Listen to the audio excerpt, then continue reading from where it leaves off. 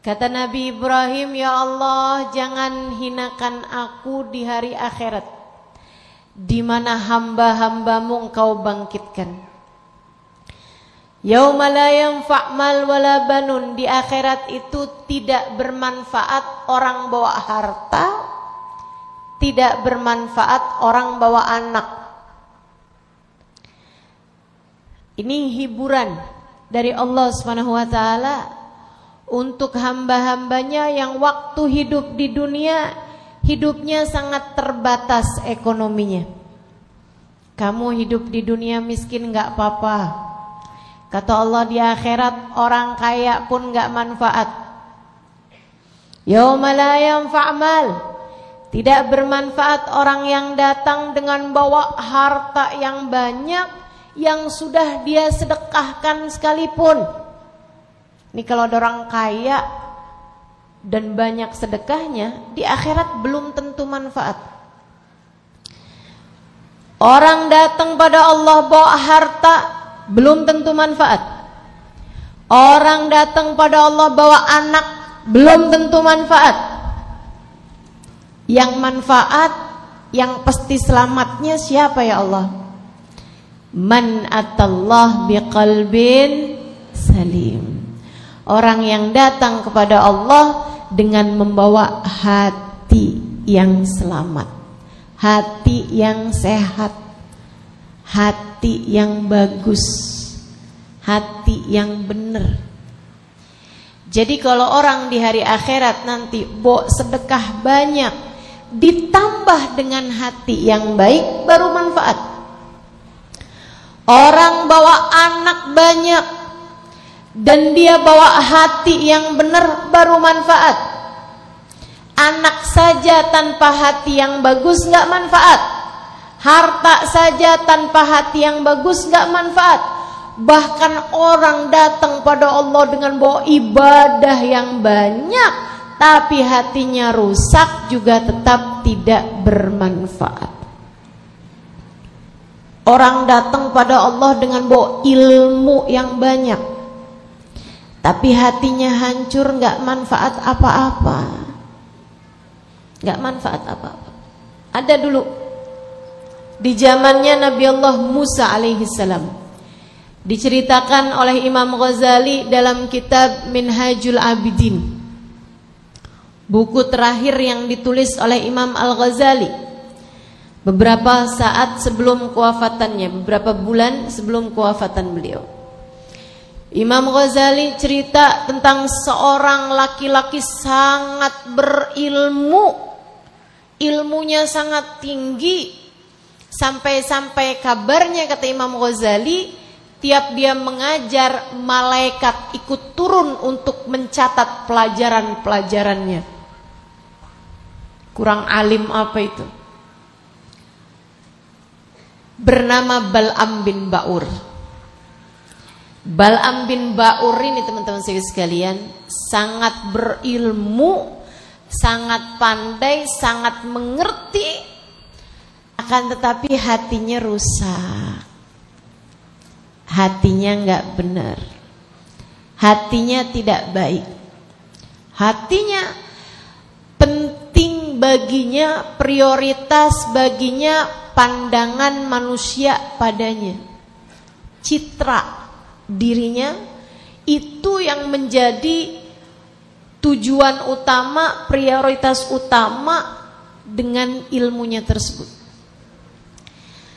Tampak ketika datangnya Nabi Musa alaihissalam.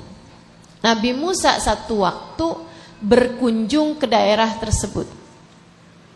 Misalnya Nabi Musa dari Jakarta nih, datang ke Pangkalambun, kotanya Bal'am bin Ba'ur, misal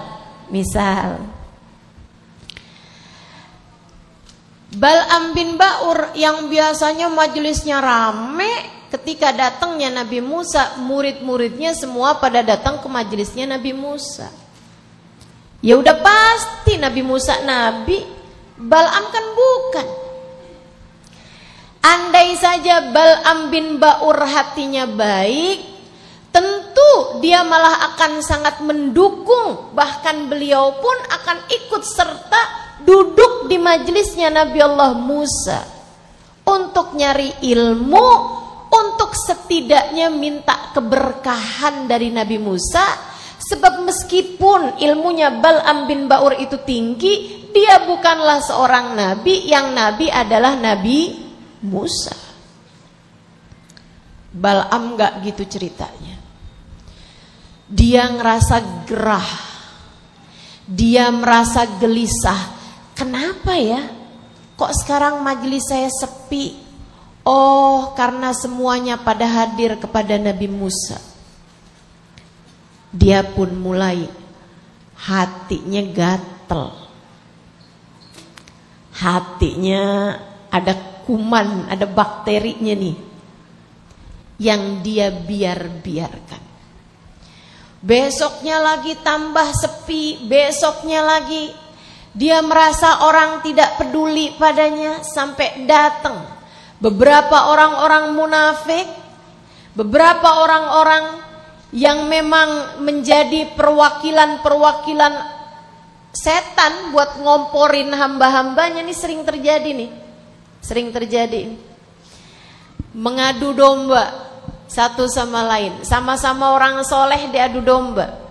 Tapi kalau Nabi Musa tentu saja tidak akan mampu sesiapapun menggoda Nabi Musa, karena Nabi Musa seorang nabinya Allah SWT. Bal'am gak gitu. Bal'am disamperin orang-orang munafik, kemudian mereka bilang, "Syekh, bentar lagi nih Syekh, kamu akan jalan di jalan-jalanan kota ini, nggak ada siapapun yang peduli kepadamu. Semua orang hanya akan peduli kepada Nabi Musa, dan mereka semua akan meninggalkanmu." Bal'am pun kemudian dia merasa dirinya terzolimi, dia merasa dirinya tersakiti dengan kedatangannya Nabi Musa. Lihatin tuh hati kalau nggak bagus kayak begitu, mudah merasa terancam. Wah, kalau ustadzah ini dihormatin, nanti saya nggak lagi dihormati. Wah, kalau si ibu itu dihormatin orang lain, nanti saya tidak lagi dihormati orang. Wah, kalau anaknya dia dilamar, kemudian jadi nikah, sementara anak saya nggak nikah-nikah, saya akan turun image saya di tengah masyarakat. Nanti saya dikatain sebagai ibunya perawan tua. Wah, kalau begini nanti saya akan begini. Waduh, sangat penting baginya pandangan orang. Dan ketika itu kamu merasa terzolimi, seolah-olah ada orang-orang yang telah mengambil hakmu dari pandangan baik masyarakat. Penyakit hati nih, hati-hati. Sampai membuat Bal'am sholat malam. Seperti mana biasanya, dia memang biasa sholat malam. Habis selesai sholat, selesai ibadah, dia berdoa, "Ya Allah, tidakkah Engkau lihat saya menjadi ditinggalkan umat karena kedatangan Musa di tempat kami? Ya Allah, tidakkah Engkau lihat saya menjadi tidak berarti di tengah masyarakat, padahal saya membawa ilmu-Mu ya Allah, padahal saya membawa dakwah menuju-Mu ya Allah, padahal saya membawa jalan menuju surga. Gara-gara Musa ya Allah, saya menjadi ditinggalkan oleh umat saya. Ya Allah, hancurkanlah Musa." Hati kalau tidak terdidik, kita harus benar-benar minta kepada Allah, semoga Allah mendidik hati kita, teman-teman. Biar hati kita pada jadi baik. Hati yang baik tahu harus merasa bagaimana dalam keadaan apapun. Kita meminta kepada Allah SWT pandangan kasih sayang Allah SWT kepada hati kita, sehingga mudah-mudahan hati kita menjadi terbenahi insya Allah.